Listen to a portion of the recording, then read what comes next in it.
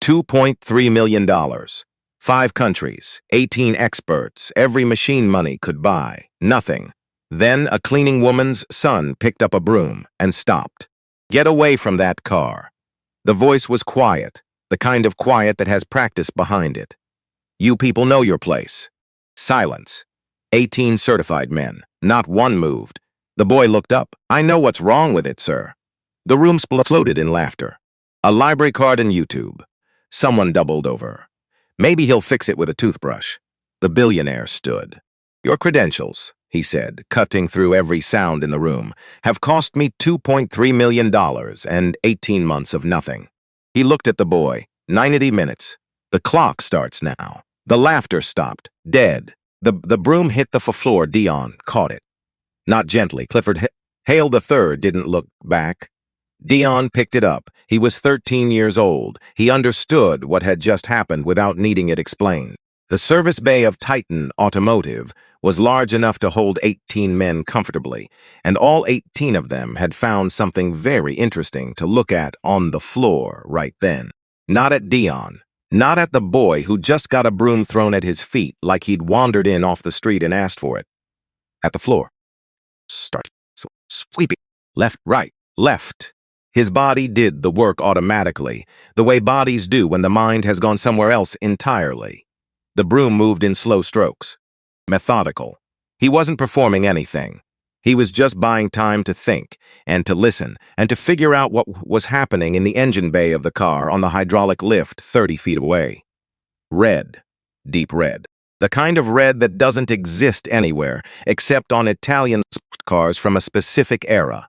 Not orange red, not burgundy, but a pure saturated red that seems to generate its own light under service fluorescence. The Ferrari 250 GTO sat on the lift, the way certain objects sit in certain rooms, like the room had been built around it. Chrome exhaust pipes, a hood that stretched forward like it was reaching for something it hadn't caught yet. One of 36 ever made, worth more than most people would see in 10 lifetimes. And it was broken. Had been broken for 18 months. Dion kept sweeping, kept listening. Let's go back 5 years. Because none of what happened in that service bay makes any sense without what happened on a sidewalk in Oakland when Dion was 8 years old, August. The heavy kind. Ruth's Honda Civic had died 3 blocks from her cleaning job, the second one, the 6A. The one that started before the city woke up. Smoke from under the hood. The transmission warning light glowing red like it was angry at them personally. Ruth called 2 shops. First said $600. Second said the same, $600. She'd pressed her palms over her eyes and stood there on the sidewalk with her shoulders going still the way they did when she'd decided that showing anything further was going to help. She'd had years of practice at that particular stillness. Dion watched her from the curb. Ma, can I look at it?" She almost laughed. He saw the way her mouth moved before she stopped it. "You're 8 years old. I know that. Can I look?" She had nothing to lose. She popped the hood. Dion stood on his tiptoes and looked at the engine the way you look at a face you've never seen before. Not for what it is, but for what it might be trying to say. Metal and rubber and hoses, going places he didn't understand yet. The word yet mattered to him. He'd always believed in yet. He walked to the Oakland Public Library the next morning. 2 miles, because the bus cost money. He found the automotive section and pulled every manual he could reach. Chilton guides, Haynes manuals, pages full of diagrams and numbers. He couldn't borrow them without a library card, and the library card required a utility bill. And the utility bill was always the thing that might not get paid that month. So he used the camera on Ruth's old phone and photographed every page he needed. Then he went home and watched repair videos until his eyes gave out. 8 days. Every evening, every spare hour. On the 8th day he found it. A loose connector in the transmission sensor. Corroded pins that weren't making proper contact. The kind of problem that costs $600 to fix at a shop, except fixing it actually meant cleaning the connector with a toothbrush and securing it with electrical tape from the woman next door, who said she had plenty, and to keep it. The Harvard on the first try. Ruth held him for a long time. Didn't speak, just held on. The next morning, Dion went back out to the car and checked the connector again. Then checked the surrounding wiring. Then they checked the fluid levels, which had nothing to do with anything he'd fixed, but which seemed right to check while he was there. He didn't know there was a man watching from across the street. He didn't know the man had also been watching the day before, when he fixed it.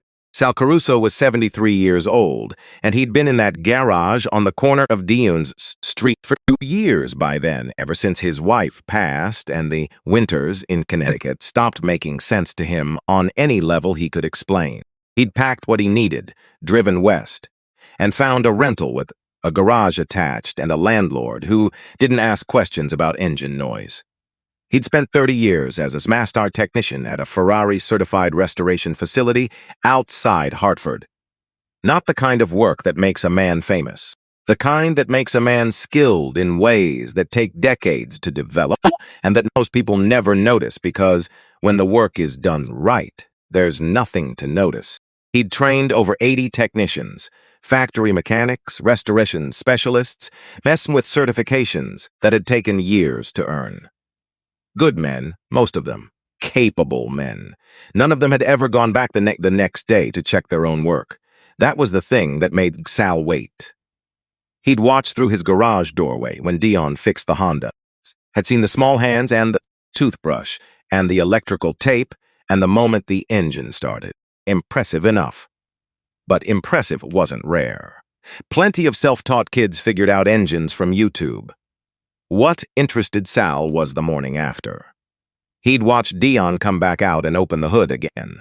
Not because anything was wrong, because he wanted to make sure nothing was. He'd checked the connector, checked the surrounding area, done a slow, careful inspection of everything adjacent to the repair, looking for things that might matter later, at 8 years old, without being told. Sal crossed the street on the afternoon of that second day. You fixed that yourself? Dion looked up. Yes, sir. No help? Videos and library books. Sal said his face. Not the clothes, worn thin at the elbows, clean, tired. Not the size, small for 8 would probably always be. He looked at the boy's eyes. There was a quality in them that he'd spent 40 years learning to identify and had mostly stopped expecting to find. Hunger. Quiet, specific, very deep. Do you know what a Ferrari is? And then something happened in Dion's face, a complete transformation, a light switching on in a room that had been dim, and he said, "The 250 GTO is the most valuable production car ever built. 36 were made. The engine is a Colombo V12, 3-liter displacement. They've sold said auction 4. Sal raised one hand. Come with me, he said. I want to show you something. The garage was a life's work made visible. Tools organized on wooden shelves with a precision that looked casual until you understood that every single thing was exactly where Sal's hand expected it.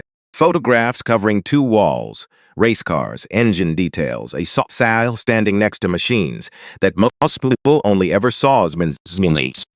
In the center of the floor, a partially disassembled V12 engine. Dion stopped in the doorway. He didn't rush in, didn't reach for anything. Just stood there and looked. Sal watched him. Most people, when they see an engine like that exposed, revealed, the internal logic of the thing made visible, they want to touch it. The impulse is immediate. Sal had seen it hundreds of times. Dion didn't move. He was listening to something, or trying to.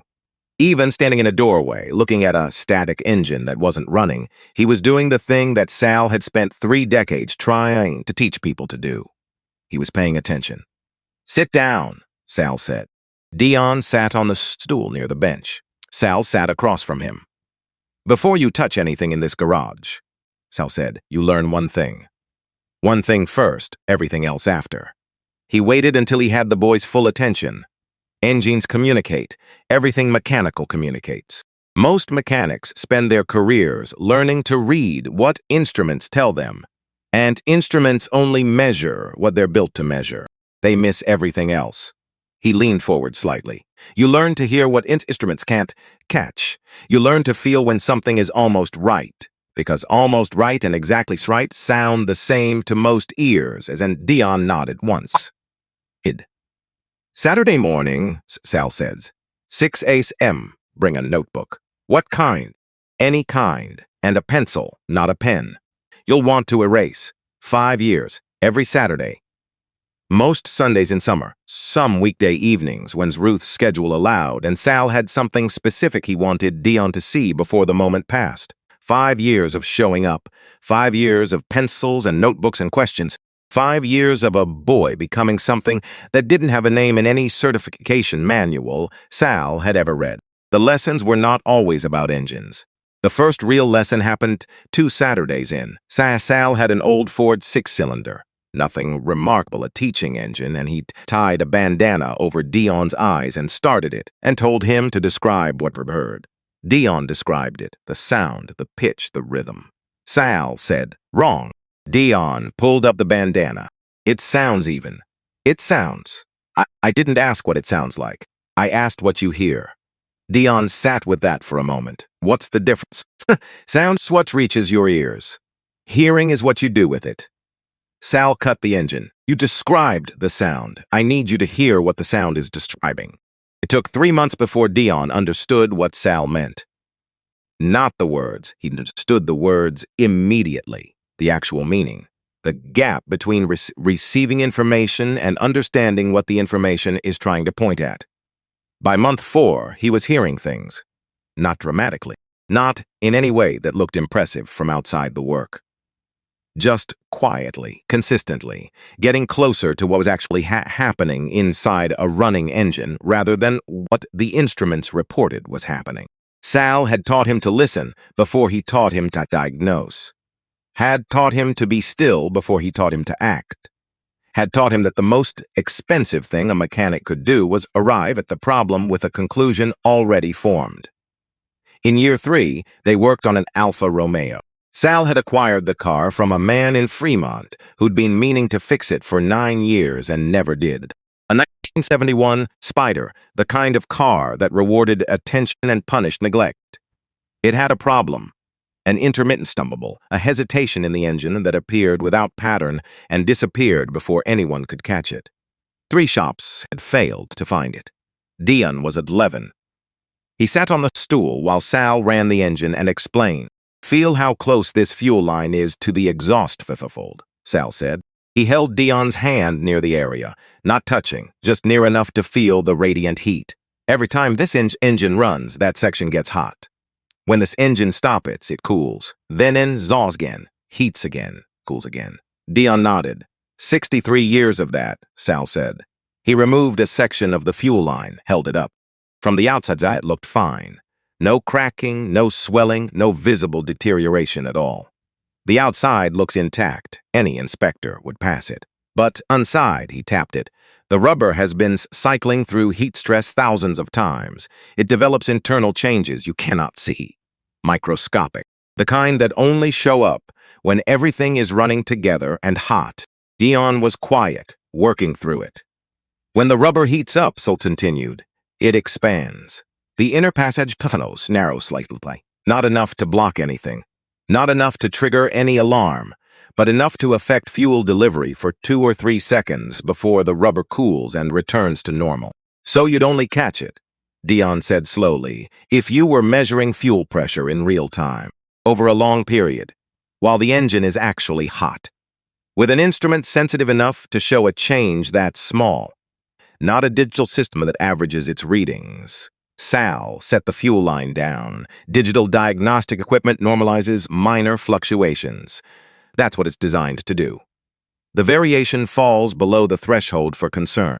The report says everything is within specification. "'Cause everything is within specification," Dion said. "Most of the time." "Exactly." Sal pointed at the section he'd removed. "This failure is invisible to every standard test. You can only find it by understanding how materials behave under thermal stress over long periods of time. By asking what 63 years does to rubber that nobody ever thought to replace because it looked fine from outside." He looked at Dion. "Write this down," he said, "all of it, because you'll need it." Wrote carefully, slowly, the way he wrote things that mattered.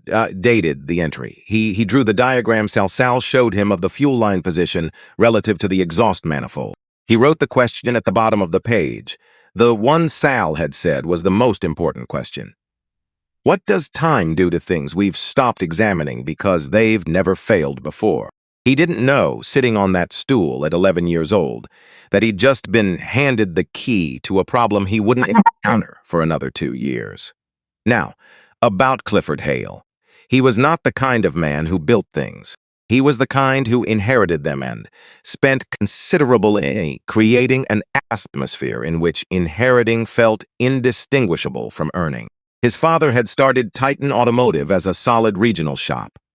Clifford had turned it into something expensive and gleaming by focusing on vehicles worth more than most houses and making sure every surface in the facility communicated exclusivity. He wore custom shirts to the service bay, had an MBA he'd stopped mentioning once he realized the mechanics didn't care. Good at projecting authority. Less good at understanding what the authority was supposed to be for. 8 years before the morning, he threw a broom at a 13-year-old. Clifford had driven to Sal's garage in Oakland with a business proposal. He'd heard of Sal, the Connecticut specialist, 3 decades with Ferrari certified work, a name that still carried weight in rooms where that kind of weight mattered. Clifford wanted Sal as a consulting advisor, a name on the letterhead. The kind of credential that made wealthy clients feel they were getting something irreplaceable. He arrived in one of his custom shirts. Sal had been working with an apprentice, a man in his late 20s named Jerome, 8 months into his training, developing real skill. Clifford had barely looked at Jerome. When Jerome asked a clarifying question about a procedure they were discussing, Clifford had turned to him with the patient smile of a man that came to explaining something to someone he'd already decided couldn't understand it. "Let's keep this between the senior staff," Clifford said. Jerome was the senior staff. Sal set down his wrench slowly, looked at Clifford, looked at Jerome. "Jerome," Sal said, "take your lunch early." When Jerome had gone, Sal walked Clifford to the door. "I appreciate you making the drive," Sal said, "but I don't think we're the right fit. You haven't even heard the offer, I know." Sal opened the door. "Thank you for coming." Clifford stood in the open doorway for a moment, not used to being moved through a door like that. Not used to anything being closed, before he'd finished deciding to leave. He started to say something. Didn't. Left. He never forgot the door closing. Age later, Ruth Webb had been cleaning Titan Automotive for 4 of them. Reliable, thorough. Early to arrive, last to leave, never caused problems. To Clifford, she was part of the background. The clean floors, the fresh-smelling bathrooms, the service bay that presented well. Ruth made those things happen. He did not think about Ruth. The morning everything changed, Ruth had a problem. Her usual childcare. The woman 2 apartments down who took Dion down on double shift days had a family emergency. Ruth's Titan shift started at 7. She'd called everyone she could call. Nothing available. She'd almost called in sick, which she'd never done, which she couldn't afford, which was why at 6:15 she knocked on Dion's door and said, "I need you to come with me today. Stay in the break room. Stay quiet. Don't touch anything." Dion said, "Okay." He brought notebook 11. For 2 hours, he'd sat in the break room going through old entries, notes on ignition timing, a full comparison he'd written between carbureted fuel delivery and modern injection systems. The Alfa Romeo entry from year 3 with the diagram of the fuel line position. He could hear the service bay from where he sat. Engines coming and going, voices, equipment. Then something made him stop reading. A sound, brief and very small, a flutter in an engine rhythm that lasted less than a second and disappeared back into the normal sound of the V12 running. The kind of thing that most ears would file away as background variation and forget. Dion set down his notebook, walked to the doorway between the break room and the service bay, looked at the car on the lift. He'd seen photographs of the 250 GTO, had read everything written about it, had memorized specifications that most people with professional credentials never bothered to learn. But photographs don't prepare you for scale and presence. for the specific way a machine built by people who believed in what they were making occupies the space around it. He stood in the doorway and did not move. 18 certified technicians gathered around the car. A cluster of expertise and equipment that had apparently been failing to find an answer for quite a long time. He gathered that from the conversation. For professionals who are frustrated and managing it. 18 months, $2.3 million. He heard the name of the owner, Arthur Langford. He didn't know who that was yet. He saw the man older, expensive coat worn without thinking about it, standing to one side of the car with the eyes of someone who has been hoping for a long time and is beginning to understand what prolonged hope costs. Then the engine cycled again, and Dion stopped looking at Arthur Langford and started listening. There. The same flutter. He could place it now. The engine on the lift, the fuel delivery cycle, a pressure variation so brief and so small that the digital measuring the engine would round it into the range of normal and move on. The kind of thing that only showed up as a stumble, a hesitation, sometimes a stall. He knew exactly what that flutter was. He knew where to find it. He was standing there working through the confirmation in his head when Ruth appeared behind him and pulled him back into the break room. "What are you doing?" I told you to stay in. Here. Mama, Dion. These are not people we interrupt. You hear me? He heard her. He'd been hearing her his whole life. The specific arithmetic of being invisible is the safer calculation of staying small when small meant staying employed, staying housed, staying together. He understood that arithmetic. He'd grown up inside it. I went back to his corner, sat down, picked up notebook 11. Looked at the entry from year 3, the Alfa Romeo, the diagram, the question at the bottom of the page. He sat with it for a while. Through the doorway, he could hear the lead technician telling Arthur Langford something. He heard the tone before the words. The tone of professionals, out of answers who are beginning to arrange those words into something that sounds like explanation rather than failure. Then he heard Arthur's voice. Quiet, heavy. "I'm done. I'm going to donate the car to a museum. Or let it sit behind glass forever. I can't keep watching it fail." Dion set down the notebook. He thought about sitting still.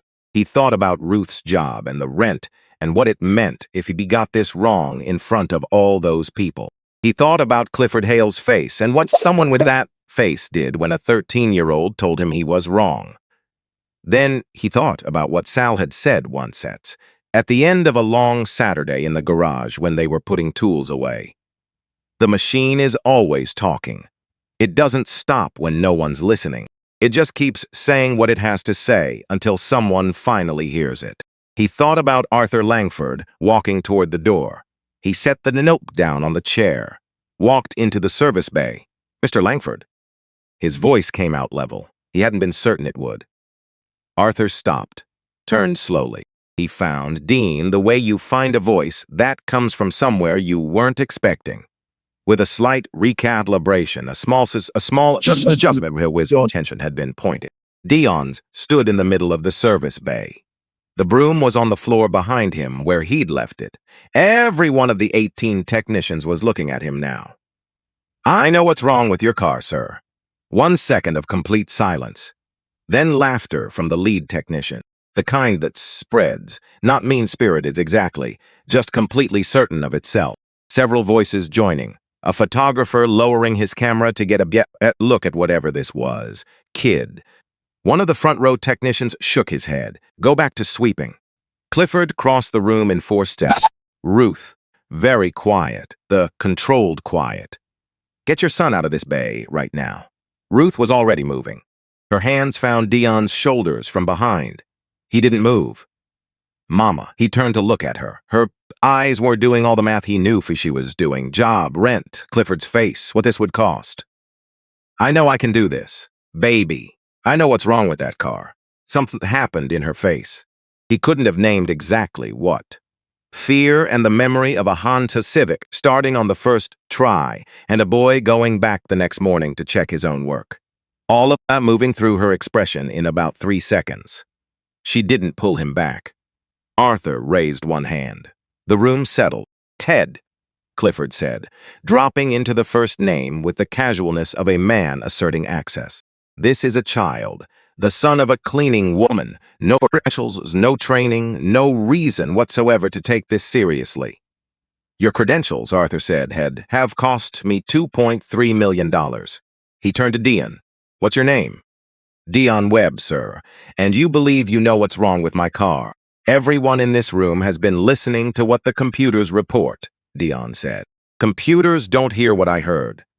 Your car is trying to tell someone something. No, what is? Arthur looked at him for a moment, a long moment. The look of a man who has been disappointed enough times to have become careful about hope, and who is, in this specific moment, choosing not to be careful. All right, he said. Clifford's jaw moved, landed on calculation. Fine, he said. We do this properly. Evaluation. 7 days from today, certification board present, Beverly Harlow observing, 90 minutes on the clock, full documentation. He looked at Dion with the expression of a man who has already decided the outcome and is building the record to confirm it. When you fail, and I want to be clear about this word, when, it will be on paper, officially. He turned from Dion to Ruth, stepped close enough that his voice dropped below what Dion could hear. Whatever he said took about 15 seconds. When he stepped away, Ruth looked like a woman who had just been handed an invoice she couldn't pay and been told that her signature was required. She didn't tell Dion what the conversation had been. She just looked at her son and said, "We need to go home." Dion picked up his notebook, looked back at the Ferrari one more time, thought, 7 days is more than enough. The drive home. Ruth drove. Dion watched Oakland pass outside the window. The corner store where the awning had been broken since last winter. The church with the missing letter on the marquee, the laundromat, where they folded clothes on Sunday mornings without talking about money. After a long while, Ruth said, "How sure are you?" "Sure. How sure is sure, Dion?" He thought about the Alfa Romeo, about Sal's hands demonstrating expansion and contraction, about the diagram in Notebook 7 and the 2 years he'd spent cross-referencing it against everything else he'd learned. "I've seen this exact failure before," he said. "Sal showed me. Different car. Same mechanism. I wrote it down when I was 11, and I've thought about it probably 200 times since." Ruth was quiet for a moment. "Clifford told me that if you fail," she said, "I lose this job, and he'll make sure I don't get another one in this city. Not cleaning, not anything." Dion said nothing. "He had me sign something," she said. "Called it standard liability documentation. I just signed it because I didn't know what else to." "Mama." He kept his voice even. "I know, but what's wrong with that car?" She nodded. Not in agreement, she was past agreement or disagreement. In something that looked like a decision being made that she hadn't intended to make yet. "Okay," she said quietly. "Okay." Sal answered the door in his bathrobe, 7:45 in the evening, 6 blocks from the apartment. Dion had walked, looked at him, at the notebook in his hand, at the expression on his face. "Come in," Sal said. "I'll put the kettle on." Dion sat on the stool at the workbench. Same stool, always the same stool. He told Sal everything. The Ferrari, the flutter, the 18 months, the $2.3 million, Martha Langford walking toward the door, the challenge Clifford had arranged. Sal made tea. He listened without interrupting. He'd always done that. The discipline of staying quiet until the other person had finished saying everything they needed to say. The most important information was usually near the end, after people had worked through everything they thought was important first. When Dion finished, Sal set down his cup. "What did you hear, exactly?" Not a question, an instruction. Dion described it. The flutter, the duration, the engine temperature, when it appeared, the way it all vanished before any sensor could resolve it into data. Sal was quiet. "You're thinking about the Alpha," Sal said. "Yes. Same presentation? Same presentation. Different car, 62 years instead of 53. Original fuel line still in place. Intermittent and thermal dependent. Everything tests normal when it's cold." Sal looked at him for a long time. "You know," he said, "in 40 years of teaching, I've had students who were technically excellent. Students who could work from memory, follow complex procedures, identify problems from instrument data faster than I could. Dion waited. You're the only one who ever came back the next morning to check your own work. He picked up tea. You've been ready for this for 2 years, he said. The car just took this long to find you. 7 days, not 7 days of review, 7 days of everything escalating at once. Day 2, Clifford called Ruth into his office. The formality of it, the closed door, the desk between them, made clear this wasn't a conversation. He placed a document in front of her. She was to sign it or vacate the position immediately. The document confirmed her earlier agreement and extended its terms. Any action taken by her or her dependents to challenge the evaluation process or its outcome would constitute breach, and he would respond accordingly. Ruth read it, read her son's name in the formal language of it. Signed. Didn't tell Dion. Day 3. Troy Simmons appeared at the apartment. Dion opened the door at 8 in the morning to find the lead technician from Titan standing on the landing. Troy was mid-40s, the kind of solid that came from actual work over many years. He was uncomfortable in a way that had nothing to do with physical space. He didn't apologize, didn't explain himself beyond 2 words. Walk me through it, he said. What you heard. Dion stepped back from the door. Come in. They sat in the kitchen. Ruth was at her second job. The apartment was quiet, Dion explained. The flutter, the mechanism, the fuel line position, why analog pressure measurement over time would catch what digital diagnostics normalized away. He drew a quick diagram on the back of a piece of mail. The fuel line, the exhaust manifold, the proximity that turned 62 years of heat cycles into an invisible problem. Troy looked at the diagram for a long time. We never tested that line, he said. Not to Dion, to himself mostly. I know. I don't mean we tested it and cleared it. I mean it was never on the list. Nobody raised it. He looked up. 18 months. Every system, every component. That line never came up. Dion said nothing. Troy stood up, moved toward the door, stopped. I'm not coming to the evaluation. To cheer for you, he said. That's not why I'm here, and it's not who I am. But I'll be honest about what I observe when they run the engine. He didn't look back, whatever that's worth. He left. Dion looked at the diagram on the back of the electricity bill. Something is worth something, even from the corner of the room. Day 4. Sal received a phone call. He told Dion about it that evening, while they were going through specifications at the workbench. Beverly Harlow had been with the Automotive Certification Board for 20 years. Sal started as a technical inspector, moved into evaluation. She was the person the board sent when something genuinely unusual needed attention. She'd heard about the Titan situation. The automotive world in San Francisco was small, and a story about a 13-year-old trying to solve what 8 months of certified work couldn't move through it quickly. She'd called Sal because Sal was Sal. You trained the boy? She'd asked. 5 years, you believe his diagnosis? 3 seconds of silence. More than anyone I've ever taught. She said she'd attend the evaluation personally. She said the situation raised questions beyond the evaluation itself. Questions about 18 months of certified work producing no result. Questions about process and documentation and what the record actually showed. She would be looking at all of it. She also said she'd bring it to the full board for review afterward. Not her decision alone, but her recommendation would carry weight. Sal said he'd be there. He didn't tell Dion that part. The boy had enough to hold. Day 5.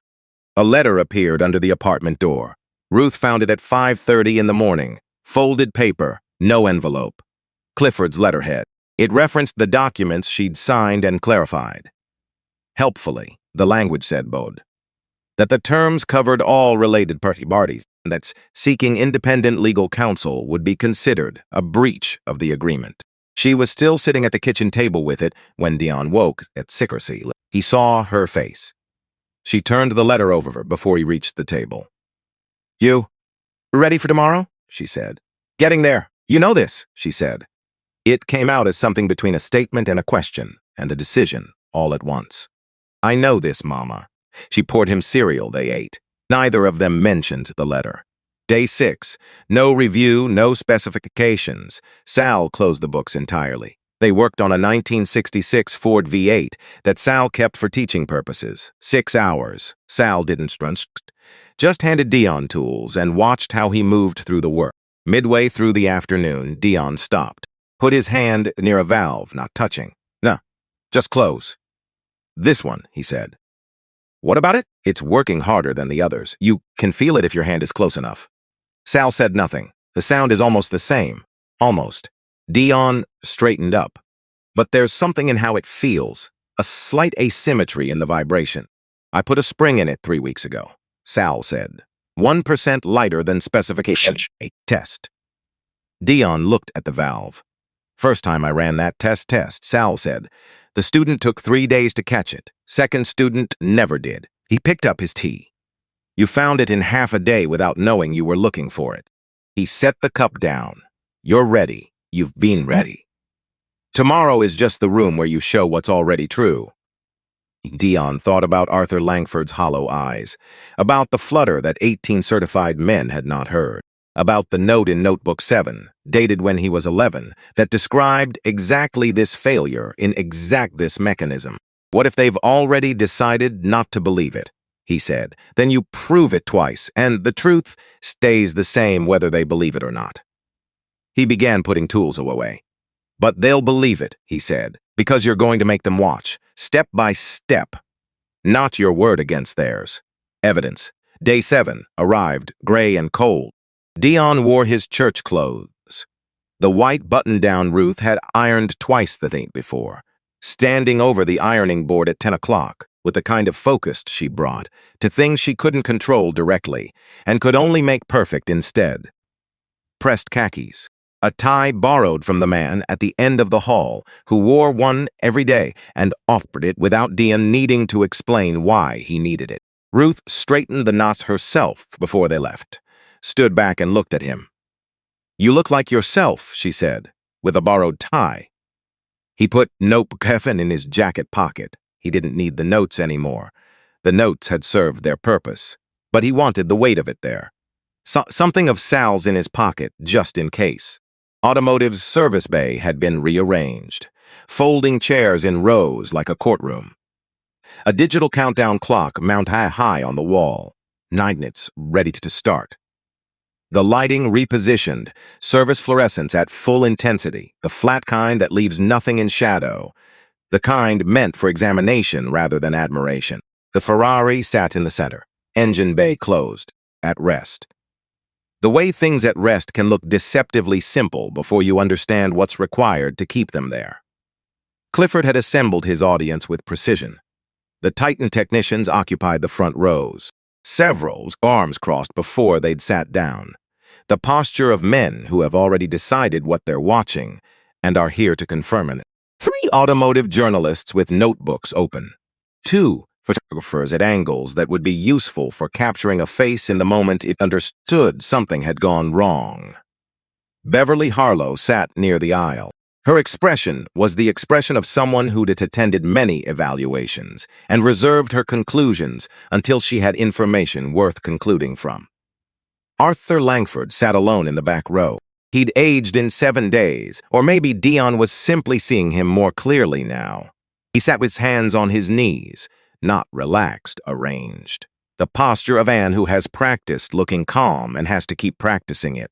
Ruth found a chair against the wall, sat on the very edge of it, purse on her lap, her lips moving slightly, and it wasn't speech.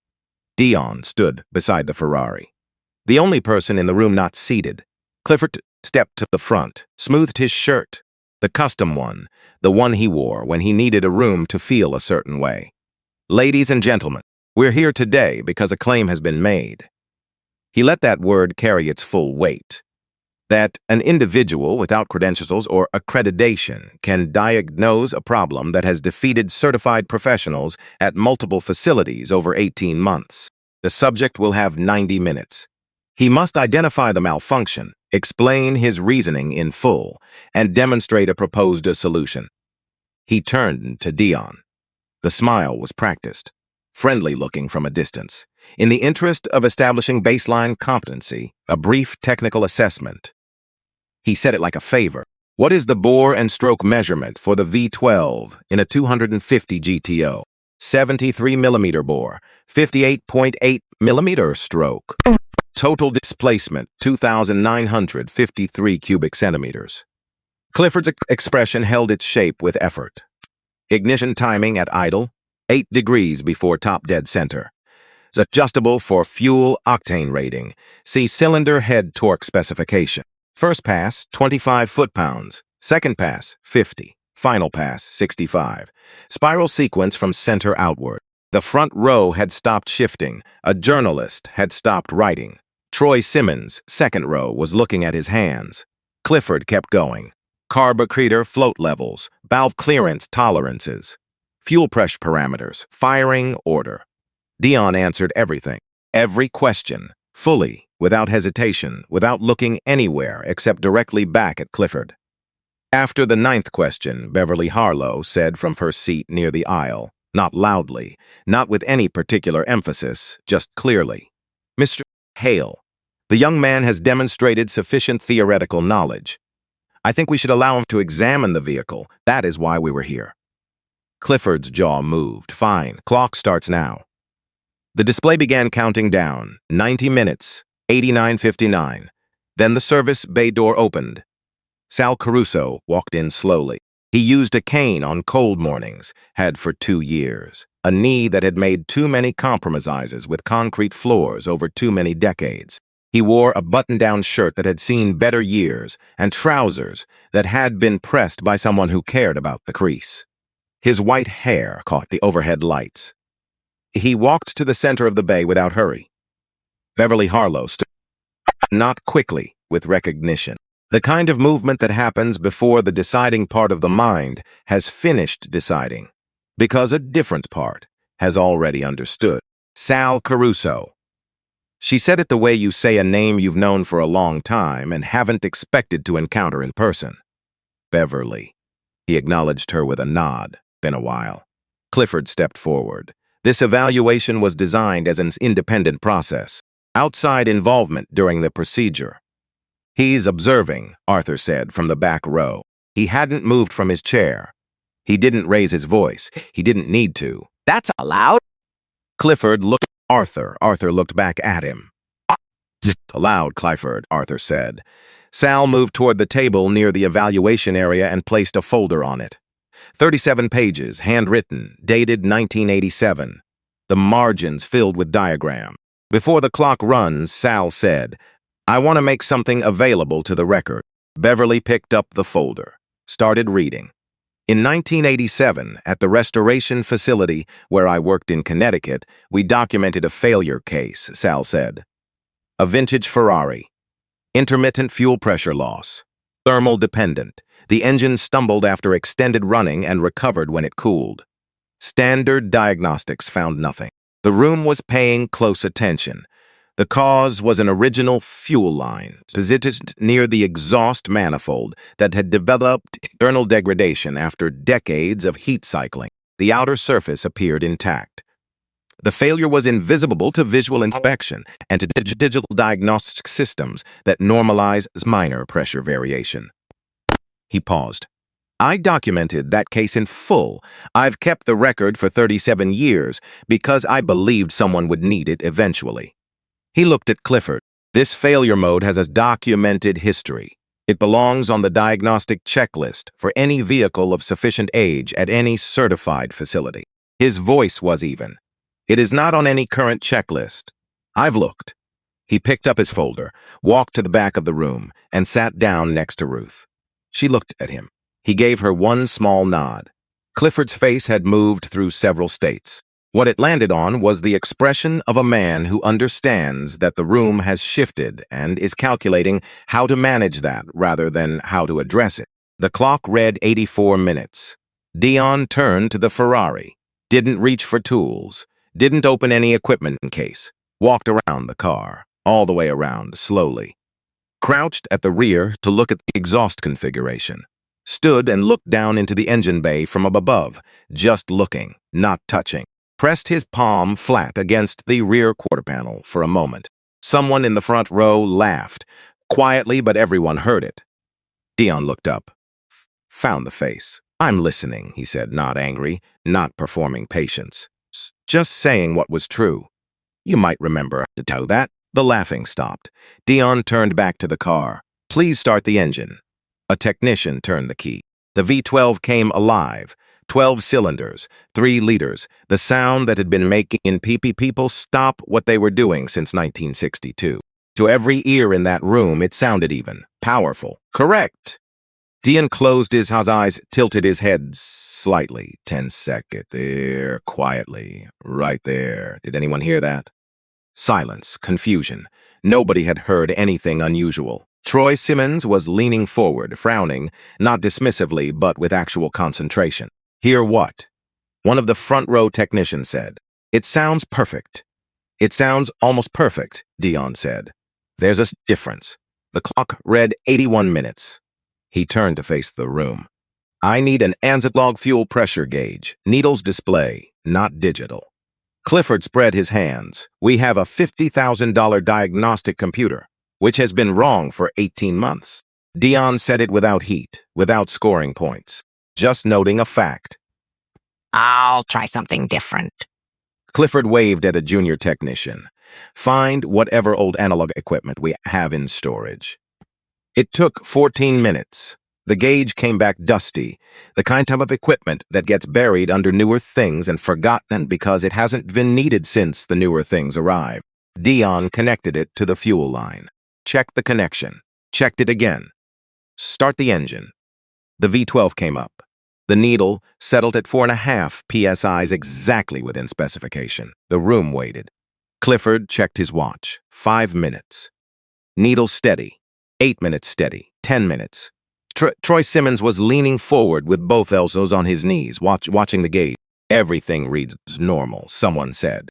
Dion held up one finger. 12 minutes. 15. 17. At 17 seconds, the needle moved down fractionally. A drop that lasted less than 3 seconds before the needle returned to its previous position. Dion pointed. There. Beverly Harlow said. I saw it. 0.4 psi, Dion said. 2 seconds. Then it recovered. Clifford. That's within normal operational variation. All fuel systems. In a fuel-injected system with electronic management, yes. Was patient. Teaching patient, not arguing patient. The computer compensates. Adjusts mixture automatically. The driver never notices. The diagnostic system normalizes the variation in its average readings. He turned to face the Ferrari. This is not a fuel-injected system. This is a 1962 carbureted engine. No electronic management. No automatic compensation. The engine receives what the fuel system delivers, directly, without correction. He let that settle. A 0.4 psi drop for 2 seconds creates a momentary lean condition, not enough to trigger any alarm. Not enough to appear in digital readings that average over time.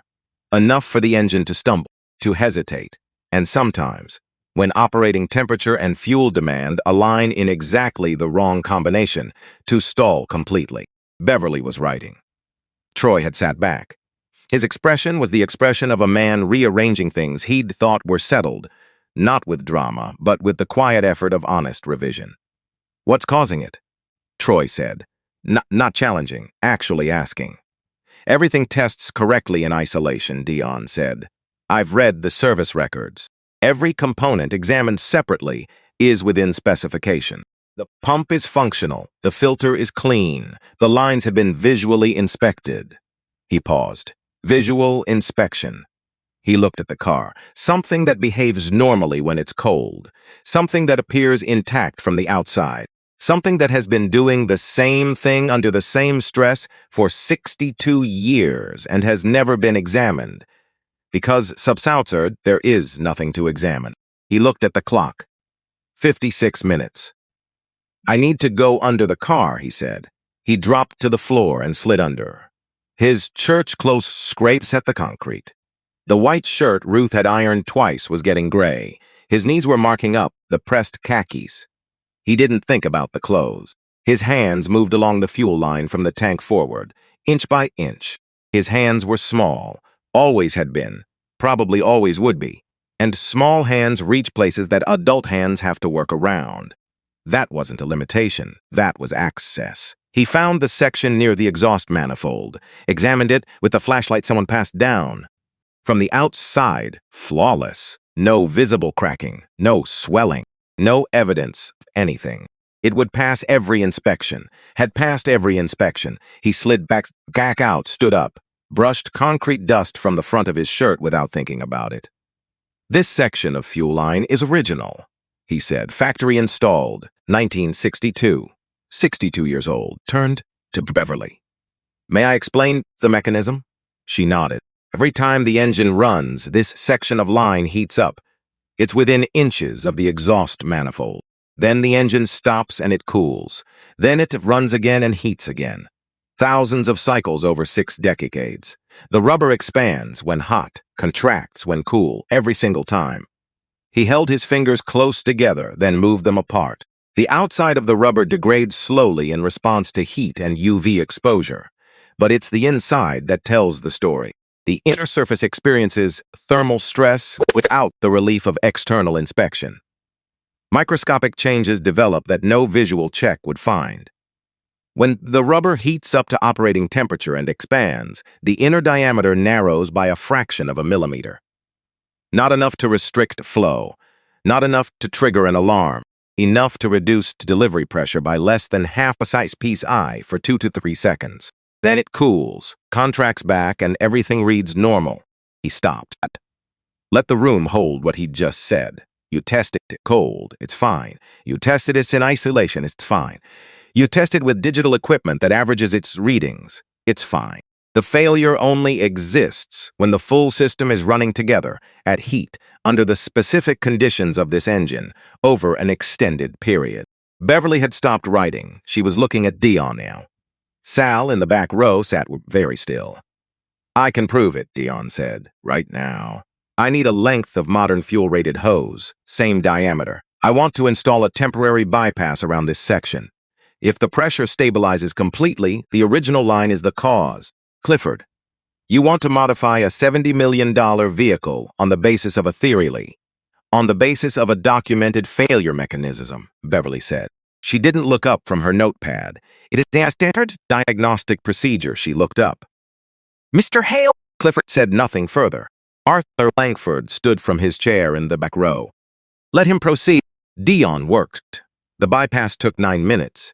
Every movement was deliberate. There was no performing confidence. He was simply doing what you done in Sal's garage hundreds of times on dozens of engines, on machines that everyone had given him up on, with his small hands in spaces that larger hands couldn't reach.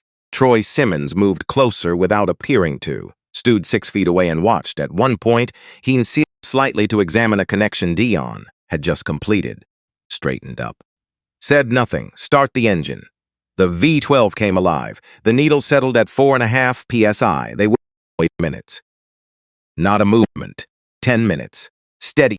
The point where the drop had appeared before came and went. Steady. 20 minutes. Nothing. The room was holding its breath without knowing it. 25 minutes. The needle had not moved from 4.5. Dion said, now I'm removing the bypass and reconnecting the original line. 3 minutes. Clean, efficient, everything back in place. Start the engine. V12 again. Needle at 4.5. They waited. 18 minutes. Nothing. 21 minutes. Nothing. At 23 minutes, the needle dropped. Recovered. Dropped again. At 27 cents, the engine stumbled. Everyone heard it. A half-second of roughness in the rhythm, a hitch in the even song of 12 cylinders, brief and unmistakable. The room had been quiet enough, and everyone had been listening closely enough, that no one missed it. Arthur Langford made a sound. Not a word, just a sound. Dion signaled for shutdown. The engine went quiet. The silence since after was different from the silence before. He turned to face the room. Dirty shirt, stained knees, borrowed tie slightly off-center from sliding under a car. 13 years old. The repair requires a $40 fuel line, he said, and 30 minutes of labor. He let that. This car has been examined at 5 facilities across 3 states. $2.3 million over 18 months. His voice had no gloating in it, no performance. The problem was in 60 cents worth of rubber that had never been considered because from the outside it appeared intact. He looked at Clifford. Direct calm. The line wasn't broken, he said. It was old, it was tired, it was asking for something. He held Clifford's gaze, and no one was listening. Beverly Harlow rose to her feet. She looked at Dion for a long moment. In 20 years of conducting and observing technical evaluations, she said, I have never seen a diagnosis developed with this degree of methodological rigor and clarity. The identification of the mechanism, the real-time demonstration, the proof through elimination. She paused. This isn't just competent work. This is genuinely exceptional work. In the back row, Sal Caruso put his face in his hands. Ruth beside him put her hand on his arm. He looked up, zuz wet. He didn't try to explain it. The clock on the wall read 4 minutes and change. Dion hadn't needed them. Arthur Langford was standing. He'd stood some point during demonstration without anyone noticing Zizzy Wackling. He was very still now. His face was doing several things at once, and none of them had anything to do with money or certification or the 18 months of failure. Dion, he said. His voice was rough. Sir, I need to drive my car. Clifford moved immediately. Ted. We haven't done a safety review after the modification. A temporary bypass, an unverified procedure, a minor in the passenger seat, the liability alone. Clifford. Arthur put on his coat, buttoned it. The speed of a man not in a hurry and not changing his mind. He bypassed a fuel line. I'm driving my car. He looked at Dion. Will you come? Dion looked at Ruth. She nodded. Chin up, eyes wet but steady. Go, she said, the door bumped with a sound like a promise being kept. Dion sat in the passenger seat. The leather was worn soft, in the way that 60 years of use makes leather soft. Not worn out, worn through, past the surface into something better. The seat held him the way seats hold you when they've been shaped by many people sitting in them before. Arthur settled into the driver's seat. Sat still for a moment. Just sat, then turned the key. The V12 came up clean, not the sound of an engine being examined or tested or watched for failure. The sound of an engine doing what it had been designed to do. Smooth. Even 12 cylinders in balance. No, flutter, not a hint of hesitation. Arthur pulled out into the gray San Francisco's morning, and the sound changed as the acoustics opened up. Less bounce, more air, and something in Arthur Langford's shoulders moved that Dion suspected hadn't moved in a long time. He didn't speak right away. Neither did Diane. That was fine. Some silences are full of the thing two people are both paying attention to. Arthur drove up through the hills. Pacific Heights, then higher, steeper streets. Roads that climb at angles, that test what's underneath the surface of an engine. The Ferrari climbed without hesitation. One steep grade, then another. A long curve that Dion noticed Arthur's hands going slightly tighter for, an old reflex. The body bracing for the stumble that had come so many times before. The engine sang through the curve. Arthur's grip eased. At a red light near the crest, with the city spread below them and the morning light coming through the clouds in pieces, Arthur stopped the car. His hands began to shake. A slight trembling in the fingers, the kind that comes when something you've been braced against for a long time suddenly isn't there, and your body doesn't know what to do with the space where it was. He didn't try to hide it. My father bought this car new, he said, 1962. He drove it home and stood on the sidewalk for almost an hour before he'd go and says I do. I watched him from the upstairs window. I was 7. I didn't understand what I was seeing. I just knew it mattered to him in a way most things didn't. Dion listened. He taught me to drive in this car. I was 16. Sunday mornings, empty roads. He see, I sat right where you're sitting. Kept his hand near the wheel, not on it. Ready. Arthur looked at the light. He died 2 years later. Heart attack. 51 years old. No warning. The light changed. He didn't move immediately. I kept the car because it was the only place I could still feel him. When you're in this car, you're surrounded by everything he touched. The seat at the wheel, the shifter, everything. He put the car in gear. Then my son Daniel came along. I taught him to drive in this car, too. Same roads. He loved it the way I had. He was quiet for a moment. Daniel died 15 years ago. 23 years old, wrong place, wrong time, a drunk driver, just the facts. Flat and clear and terrible in their flatness. He'd called me that morning, asked if I wanted to drive up to Marin. Sunday morning, the roads would be empty. Arthur stopped at another light. I said I had a client call. An hour later, the police were at my door. Dion was very still. I've carried that for 15 years, Arthur said. The specific weight of one phone call, a drive I could have taken, a meeting I could have moved. He turned left. They were heading back toward the bay now, toward the roads that had broken the car before. Dion thought for a moment. Then he said, "You said no, because you were working to build his future." Daniel knew that. Kids always know when the work is for them. Arthur glanced at him. "He knew why you showed up every day," Dion said. He might not have said it, but he knew. Arthur looked back at the road.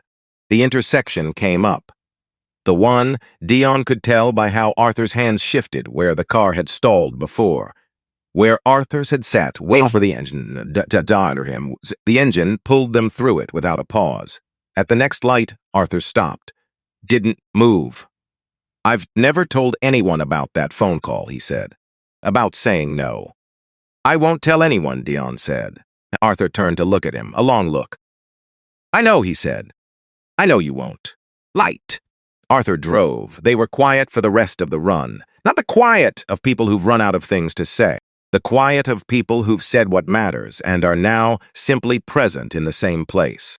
The engine ran faultlessly through every hill, every intersection.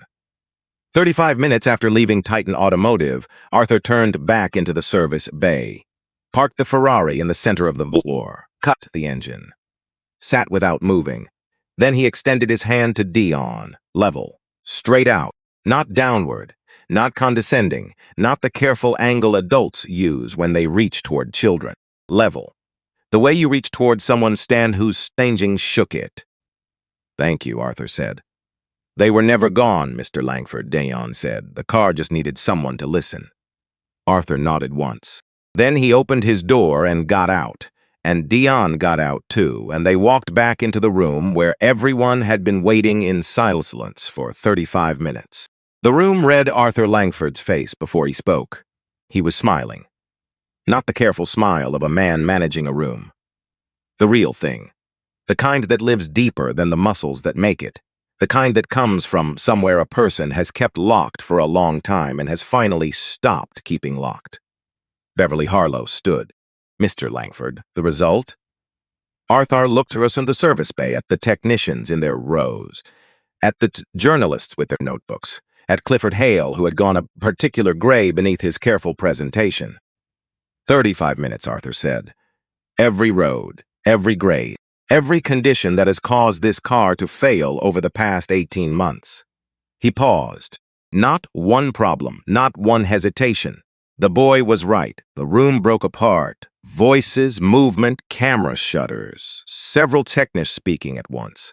Journalists talking across each other. Through all of it, Dion stood beside the Ferrari with his hands at his sides. His shirt was gray with concrete dust. His tie was still slightly off-center from sliding under a car. His church khakis were marked at both knees. He didn't move. Ruth came through the room. She didn't speak. She wrapped her arms around him and held on and exhaled against his shoulder, the full, complete exhale of someone who has been holding their breath for 7 days and has finally been permitted to stop. He held on too. Over her shoulder, he could see Sal in the back of the room. The old man was sitting very straight. His hands were folded in his lap. Dion, with expression Dion had never seen on him before. Not pride, though it was that too. Something larger. The expression of a man watching the thing his life has been building become real in a way he hadn't fully anticipated. Sal gave him one nod. Dion nodded back. Beverly Harlow cleared her throat. The room settled. She looked at Clifford first. "Mr. Hale, I'll need the complete services documentation for Mr. Langford's vehicle. Every diagnostic report, every invoice, every procedure performed." "Today?" Clifford said, "Of course, I'll have my." "Today," Beverly said. Just that word, with the weight 20 years of knowing exactly what it means when she says it. Clifford nodded. He left to find his assistant. He walked through the room the way a man walks when he can feel every eye tracking him and has lost the ability to perform and not caring about it. Nobody spoke until his office door closed. Beverly turned to Dion. She looked at him fully, not adjusting for his age, not calibrating for what she'd expected to find before walking into this room, just looking at what was actually there. Mr. Webb. Dion straightened. Ruth had raised him to straight when someone used that address. The Certification Board maintains educational partnerships with several technical programs throughout the state, Beverly said. Full scholarship, your choice of program, beginning when you're ready. When you reach working age, I'll personally recommend you for an apprenticeship in heritage vehicle restoration. I want to be clear that I don't extend that offer to everyone who comes through an evaluation process. She paused. I extend it to perhaps one person a decade. Dion looked at Ruth. Ruth was crying, quietly. The kind of crying that happens when relief and joy arrive at the same moment, and the body handles both with the same response, because it doesn't have separate equipment for each. Thank you, ma'am, Dion said. I'd be very glad to. Beverly nodded. Then one more thing. The documentation Mr. Caruso provided this morning, the 1987 case record, combined with what you've demonstrated today, gives me grounds to bring a formal recommendation to the full board. I'll propose that thermal degradation of original fuel line material be added to the standard diagnostic checklist for heritage vehicles at all certified facilities nationally. She held his gaze. Your name will be in the attribution as the diagnostician who identified the failure and provided the proof of mechanisms. That will be part of the permanent record. Dion heard that. Let it settle slowly, the way he let engine sounds settle before he acted on them. His name in the permanent record of an industry that hadn't known he existed 48 hours ago. Not as a footnote, as attribution. As the person who found the thing. He sort of thought about a steward in Oakland, a pence, and a notebook. An old man who had waited 3 days before crossing a street to make sure of something. 5 years of Saturday mornings that no one outside that garage had known about. He thought about Ruth at the kitchen table with a letter she'd turned face down when he walked in. He thought about Arthur Langford's hand coming out level. Thank you, ma'am, he said. The same words as before, but carrying different weight. Beverly smiled, brief, genuine, then moved on to what needed to be done next. Arthur waited until the formal business had concluded. Then he crossed the room to where Dion and Ruth were standing. He looked at Ruth first. Mrs. Webb, I'd like to offer you a position as household manager at my home. Full-time, full benefits. He named a salary. Ruth's hand went to her mouth. No more double shifts? No more situations that put you in the position you were in this past week? Ruth looked at him, eyes still wet. Mr. Langford, I also have a garage, Arthur said. Several cars that haven't been driven in some time because I haven't trusted anyone with them since the Ferrari started failing. He turned to Don. Full access. If you see something worth your attention, it gets your attention. What cars? Dion said. Something shifted in Arthur's expression. Warmth coming into the surface of it. A 1958 Porsche 356, a 1964 Aston Martin, and a 1977 Dodge Challenger. He paused on the last one in a way that wasn't accidental. My son always wanted to work on it. He never got the chance. Dion thought about that. A car sitting in a garage for 15 years, not waiting patiently or impatiently, just waiting, doing what machines do when no one is attending to them, which is staying quiet and staying ready. I'll start with the Challenger, Dion said. Arthur looked at him for a moment, then smiled the way he'd smiled, driving back into the service bay fully from somewhere real. Good, he said. He turned to Sal, who had made his way forward with his cane, unhurried. Arthur extended his hand. Sal shook it. I know what you built, Arthur said. 5 years of Saturday mornings with a boy nobody else saw. I understand what that kind of investment costs. It didn't cost me anything, Sal said. Those were the best 5 years I've had since I stopped working. Then I'd like to make the next chapter possible. Arthur held his gaze. I want to fund the renovation of your garage. Full restoration, proper equipment, whatever it needs to become an actual school. A place where what you do reaches more than one student at a time. Sal was quiet for a moment. One condition, Arthur said. Of course there's a condition, Sal said. Dion teaches. 4 hours a week, minimum, until he finishes high school. Sal looked at Dion. Dion thought about the stool. The wooden stool he'd sat on every Saturday morning for 5 years. The same stool every time. Same garage. Same smell of metal and old oil and something Sal called coffee.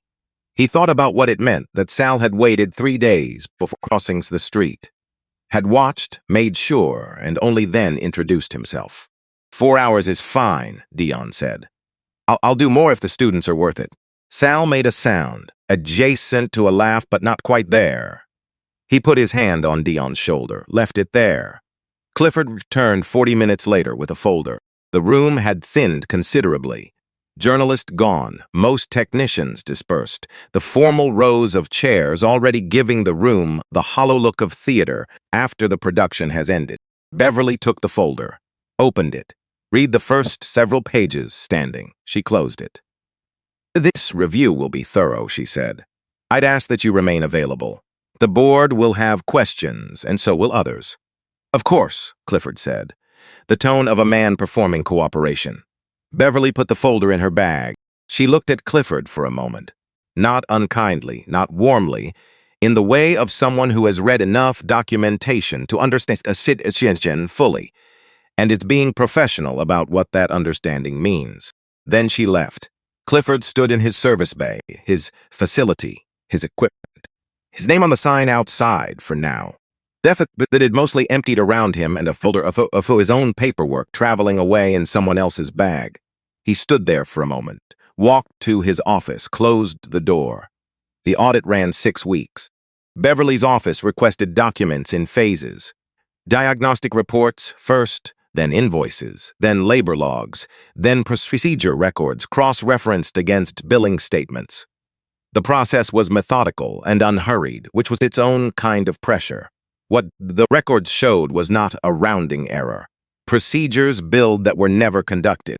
Components listed as replaced in service documentation that appeared in inventory records as still in stock.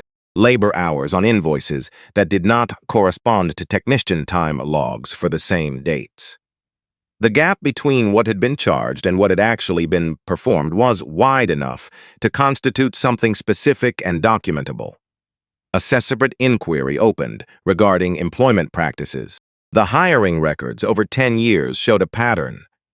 Not explicit anywhere in the written record, because explicit records would have created a different kind of problem, but consistent across a decade of applications and rejections to constitute what the investigators' report later described as systematic exclusion operating through pretextual reasoning.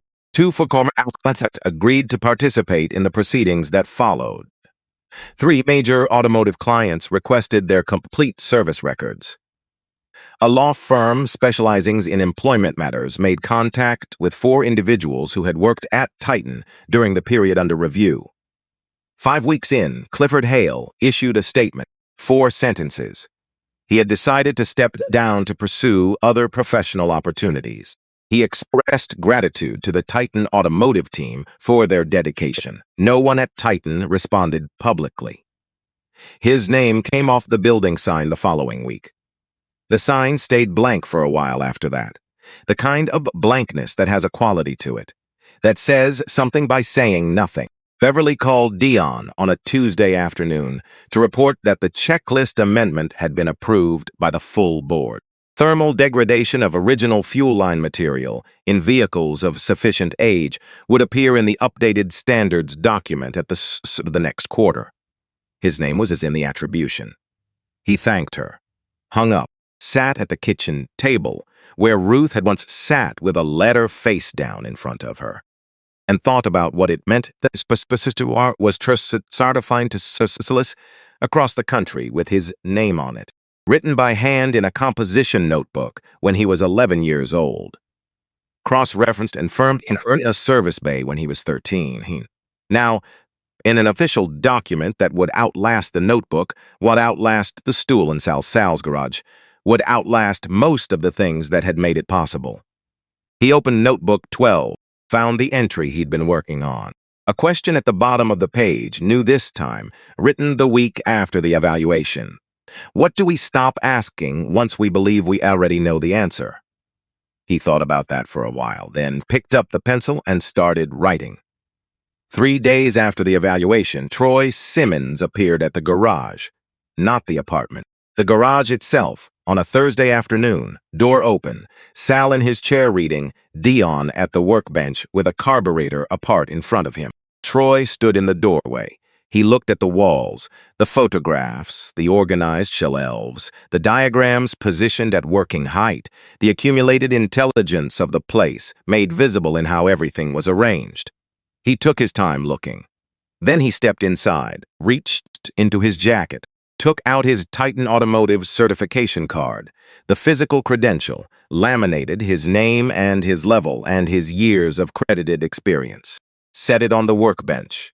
Not dramatically, just placed it there. 16 years, he said. I knew the systems. I followed the protocols. I ran every diagnostic the equipment supported. He looked at the carburetor Dion had disassembled on the bench. I thought that was the whole picture. Sal turned a page, didn't look up. Troy's eyes moved from the workbench to Dion. Turns out it's about half. Dion set down the component he'd been examining, waited. I want to learn the other half, Troy said. I don't care what form that takes or how long it runs. I'm asking to be taught. Dion looked at Sal. Sal's face was a wall, not hostile, just offering nothing. No yes, no hint of preference. His expression said clearly, your shop, your students, your call. Thought about the front row, the crossed arms. The laughter that spreads from Troy's bullet direction, without Troy exactly starting it, but without Troy stopping it either.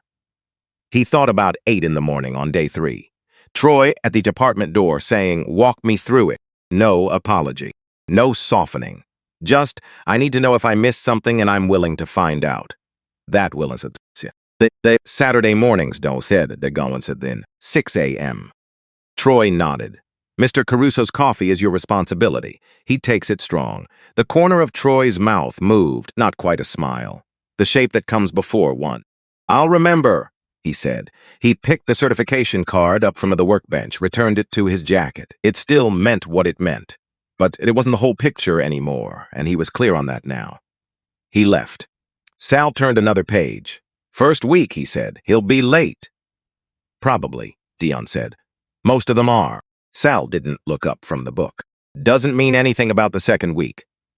Dion turned back to the carburetor, picked up the next component, held it.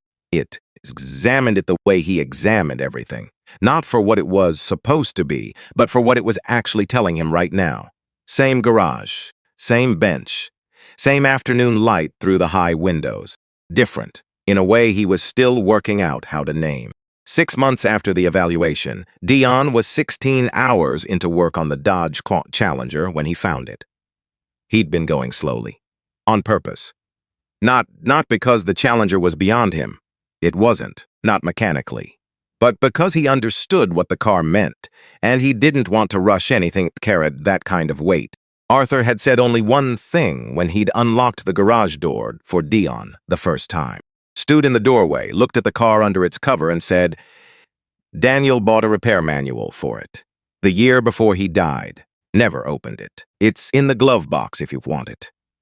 Dion had found the manual on his first visit. Still in the plastic wrap, he'd unwrapped it carefully, sat in the driver's seat and read through it for an hour before he touched anything under the hood. 6 months of weekend mornings. The car was coming back. On this particular Saturday, working through the carburetor assembly, he found a small piece of paper wedged between the manual and the glove box wall. Folded in half, handwriting he didn't recognize. He unfolded it. A list. Daniel's handwriting, he assumed, neat, purposeful. The writing of someone who made lists because lists help them organize excitement. Things to fix first.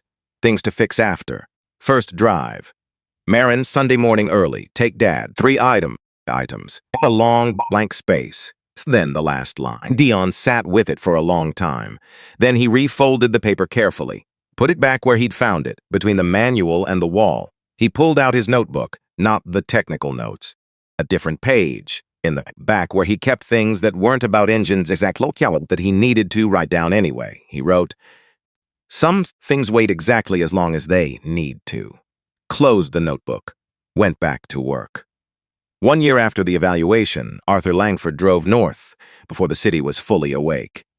Marin County, the roads that run close to the edge of things, where the view on a clear morning makes the rest of the world feel briefly like something you could hold in both hands and understand completely. The sun still low, mist on the hillside, the kind of morning that doesn't ask anything of you except to be in it. Echo for Ferrari ran it had always been meant to. He took his father's curve first, the long one near the ridge where the guardrail had a specific patch his father had always used as a reference point. Steady now. Here's where you feel it. Here's where the car tells you what it wants. You just have to let it. He let it. Then Daniel's curve. It's the last Sunday morning they'd had. Daniel behind the wheel, finally ready, finally old enough. Arthur in the passenger seat with his hand near the wheel, not on it. Close, in case. Not needed. Daniel had taken that curve exactly right. The engine didn't hesitate. He reached the point where the view opened southwards toward city, the bay, the bridges, the morning light moving across all of it the way it had every morning for longer than anyone could remember. He stopped the car, cut the engine, sat in the quiet. The leather seat his father had chosen. The thin wheel his father's hands had shaped with use. The gauges asking him to pay attention in the way only analog instruments ask. Directly, without interpretation. Here is what is true right now. You decide what to do with it. He sat with the quiet for a while. Thought about a 13-year-old boy in dirty church clothes, standing alone beside this car and saying the car wasn't failing. It was just tired. It was asking for something. Thought about what it meant that it had taken a boy with a broom and 5 years of Saturday mornings and a composition notebook to hear what nobody else had been willing to stand still long enough to hear. He thought about Daniel's list in the glove box of the Challenger. Dion had told him about it carefully on a Sunday morning in the garage. Had handed him the bullshit paper and stood back while Arthur read it. Arthur had stood there for a long time. Then he'd refolded it and put it in his jacket pocket, where it was now, where it would probably stay. First drive, Marin, Sunday morning, early. Take Dad. He started the engine, listened to it come up clean and whole and without hesitation. He put his hand on the passenger seat, left it there for a moment. Then he put the car in gear and drove back down toward the city, carrying everything he carried, the weight of it and the love inside the weight finding. For the first time in 15 years, that the carrying didn't bend him. The engine sang all the way home. The same morning, the sign above the garage on Dion Street read, Caruso Webb School of Automotive Arts. Sal had objected to his name appearing first. Arthur had pointed out that chronological order required it. Caruso had started the work 30 years before Webb was born. Sal had said that was exactly the kind of logic he found difficult to argue against. The sign stayed. Inside, the bones of the place were the same. The walls, the ceiling, the high windows that let in the afternoon light at an angle that made everything look like it was worth examining closely. Sal's photographs still covering 2 walls. He'd have been specific about that. The photographs stayed. The equipment was new, proper lifts, a complete tool suite, both digital and analog diagnostic equipment, because Sal had been clear that both mattered, and Arthur had agreed without needing convincing. On a Tuesday morning in October, Dion stood at the front of the room with 12 people watching him, Troy Simmons in the first row. He'd stopped being late after the second week. He arrived early now, made Saul's coffee before Saul got there, and had been coming for 8 months. His hands had relearned things they'd known and let themselves forget. His ears were better. Not at Dion's level. That wasn't the goal, and Troy understood that now, better than they'd been. He knew it, and he kept showing up, which was the part that counted. 3 former mechanics who'd lost position during the Titan and fallout. Technically solid, working now on understanding the thing their training hadn't covered. 2 sisters from the neighborhood, 17 and 15. They'd knocked on the garage door on a Saturday in June and asked if they could watch. Dion had said yes. They'd been back every week since, moving from watch asking questions to actually working alongside him on teaching engines by the end of summer. And a boy in the second row, 12 years old, small for his age. He'd appeared 2 months ago with a broken radio in a paper bag, a handheld radio, a cracked casing, a sound problem. He'd explained carefully, like the precision of the description mattered. He'd heard about the school from someone in his building and wasn't sure radios were in scope, but thought he'd ask. Dion had taken the radio, run it for 30 seconds, told the boy come back Saturday. The fix had taken 8 minutes, a corroded battery, the contact, and a loose speaker connection. But the boy came back Saturday anyway, and the Saturday after. Now he sat in the second row with a composition notebook open on his lap and a pencil in his hand. A pencil, not a pen. Dion had noticed it the first week. Sal had noted Dion noticing. Neither of them had said anything about it yet. Some things didn't need saying yet. Some things you let sit until the right moment clear.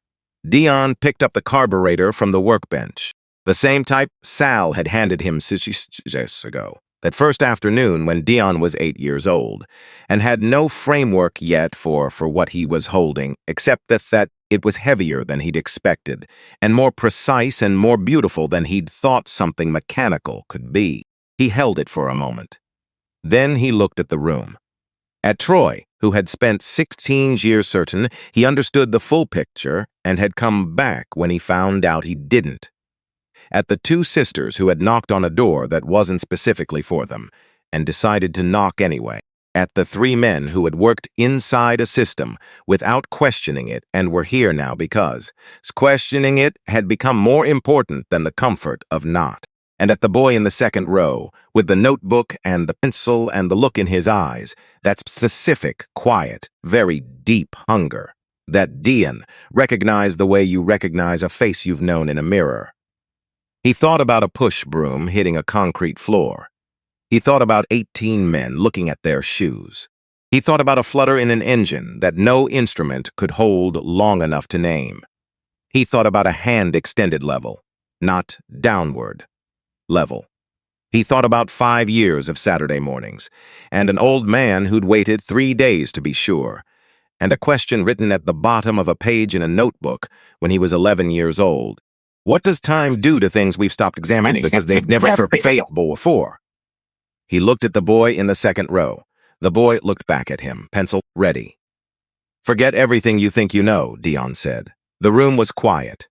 Really quiet. Not waiting to talk quiet. Listening quiet. Not because what Zoe is wrong.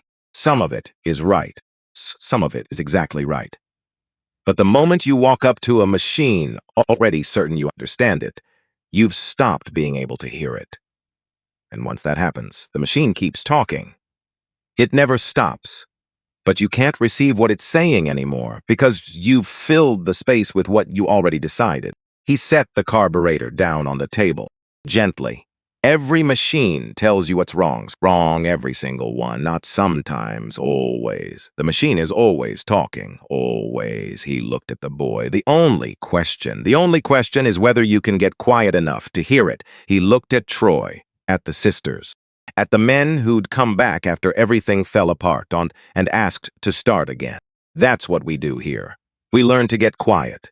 He picked up the carburetor again, felt the weight of it. We learn to listen before we act. We learn to ask what something is telling us before we decide we already know. He paused. And we learn that the most important things are usually the ones nobody thought to check because they'd been there so long without failing that everyone stopped looking. The boy in the second row was writing. Not fast, carefully. The way you write things, you want to be able to read again later. Dion watched him for a moment. Thought about a composition notebook in the Oakland Public Library, photographed page by page on a borrowed phone. Thought about a question written at the bottom of a page. Thought about what it meant that certain questions stayed with you and got better the longer you carried them. Today, Dian said, we start.